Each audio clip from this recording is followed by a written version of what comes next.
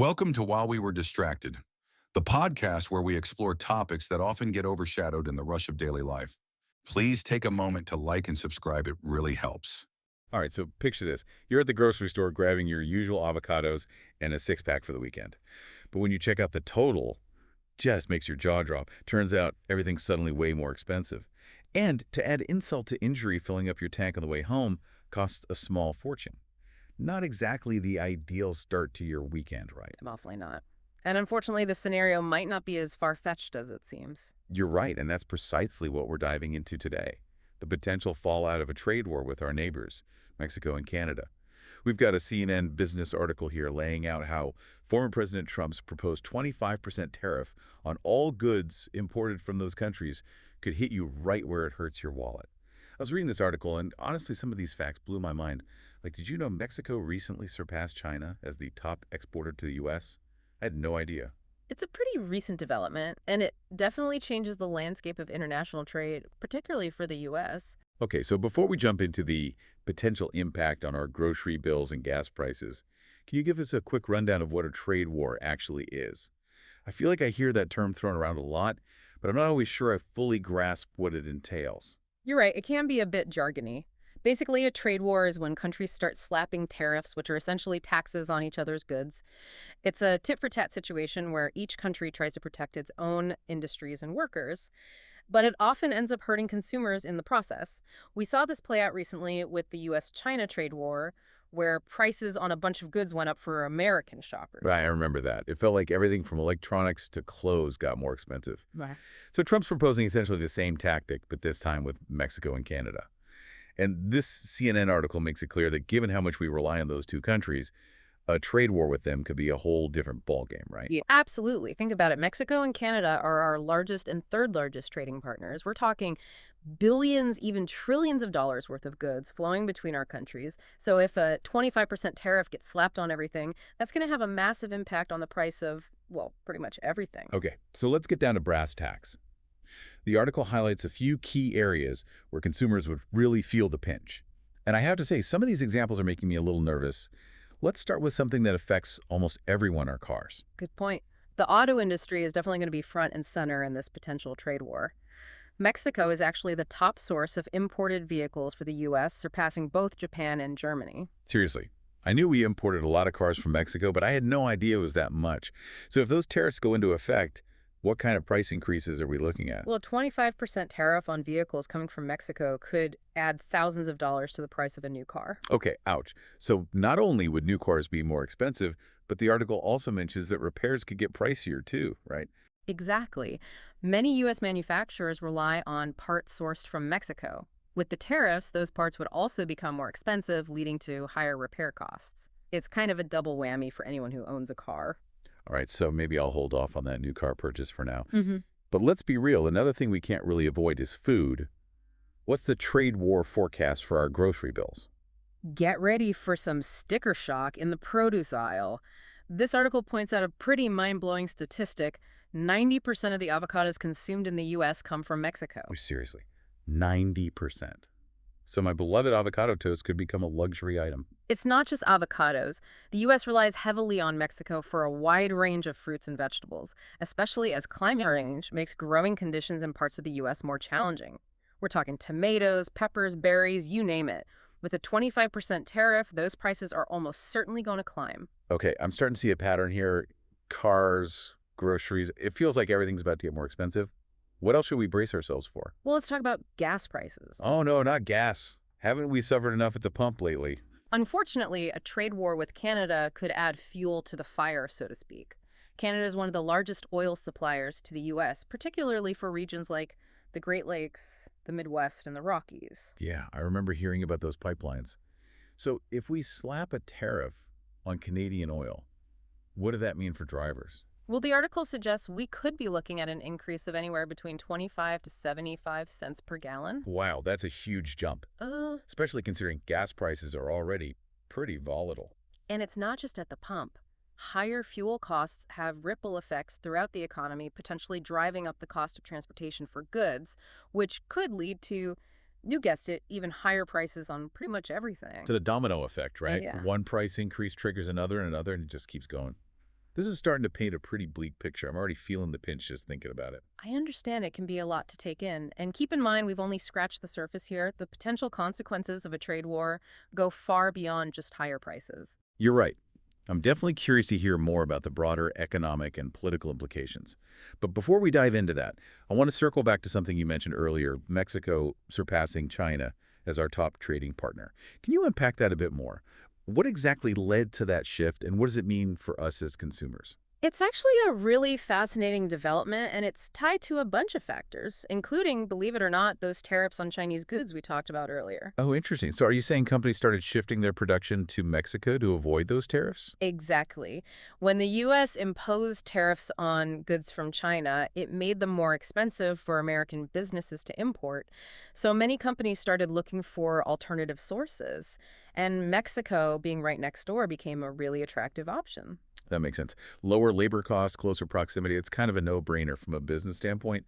But I Yeah. guess the irony is that now those same companies could get hit with tariffs all over again if these new proposals go through. It's a classic case of unintended consequences. The initial goal of the tariffs on China was to boost U.S. manufacturing, but it ended up pushing a lot of production to Mexico instead. And now, if we slap tariffs on Mexico, who knows where companies will move next? It's like a global game of whack-a-mole. It makes you wonder about the bigger picture, right? Like beyond just the price of avocados and cars, what does this shift in global trade mean for the U.S. economy as a whole? That's a key question, and this CNN article touches on a few potential ripple effects that go beyond just our wallets. One of the big concerns is the impact on jobs. Right, because if companies are facing higher costs because of these tariffs, they might have to cut back on hiring or even lay off workers. Exactly. And it's not just about the companies directly involved in importing goods. Think about all the supporting industries like trucking, warehousing, logistics. A slowdown in trade would have a cascading effect on all those sectors. So it's not just about individual consumers feeling the pinch. It's about the potential for widespread economic disruption.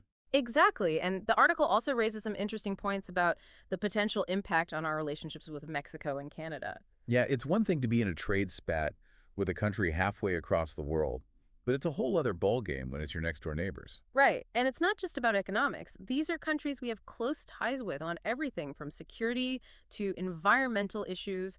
A trade war could create tension and strain those relationships, which could have implications far beyond just trade. That's a really good point.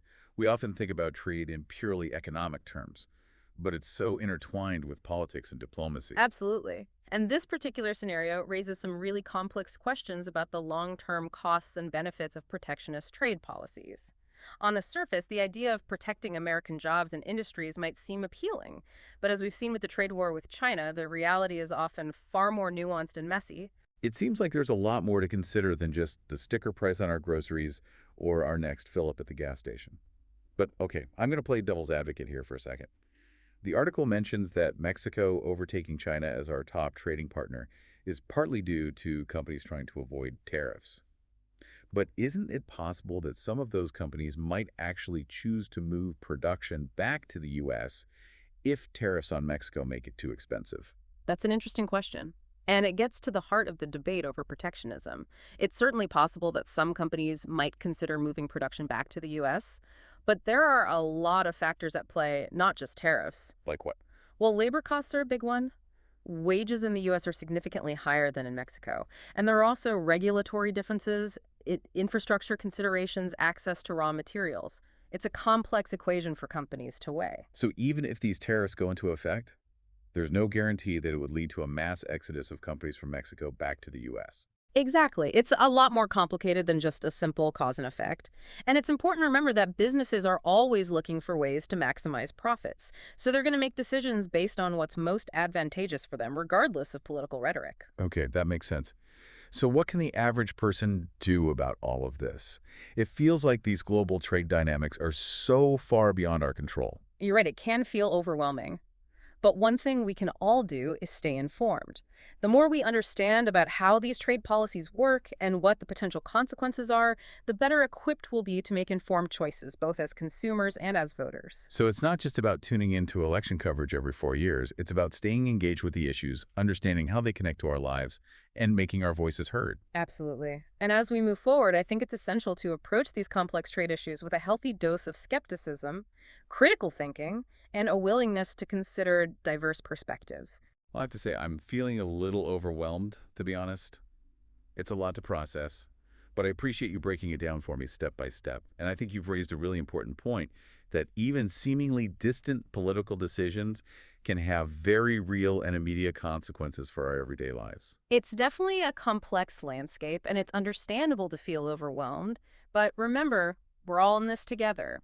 The more we talk about these issues, share information, and challenge assumptions, the better equipped we'll be to navigate the challenges ahead. But as we're talking about this, it makes me wonder about the unintended consequences. We focus on the potential price hikes and economic disruptions, but could there be any unexpected silver linings, so to speak? Hmm. That's an interesting thought. I'm curious to hear what you have in mind. Well, you think about it, these tariffs essentially create like a new set of incentives and challenges for businesses. Maybe some American companies might start looking for ways to become less reliant on those imports. Yeah. That's one possible outcome, and it's something economists call import substitution. Essentially, higher prices on imported goods could encourage domestic businesses to step up and fill the gap, potentially boosting certain sectors of the U.S. economy. So instead of those Made in Mexico stickers, we might start seeing more Made in America. I like the sound of that. It's certainly a possibility. Of course, it wouldn't happen overnight, and some industries are better positioned for this kind of shift than others. But think about it. Maybe this situation could jumpstart innovation and create opportunities for American entrepreneurs to develop new products and services. That's a really interesting point. We've been talking about all the potential downsides, but maybe this could actually be a catalyst for positive change in the long run. It's like sometimes you need a little shakeup to break out of old patterns and find new solutions. Exactly. And who knows, maybe this could even lead to breakthroughs in areas like automation and robotics as companies look for ways to become more efficient and reduce their reliance on labor. Okay, so maybe there's a glimmer of hope amidst all this talk of price hikes and economic turmoil, but it sounds like there's still a lot of uncertainty about how things will actually play out. Absolutely. We're dealing with complex systems and unpredictable human behavior. It's impossible to predict with certainty what the long-term consequences of these trade policies will be.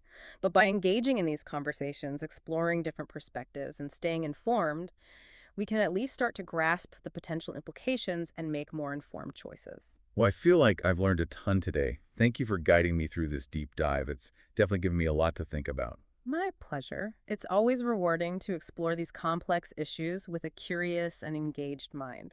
And to our listeners, we hope this deep dive has given you a better understanding of the potential impact of a trade war with Mexico and Canada. And perhaps the next time you're enjoying your morning coffee avocado toast or that post-work margarita, you'll take a moment to consider the complex web of global trade that brought those items to your table.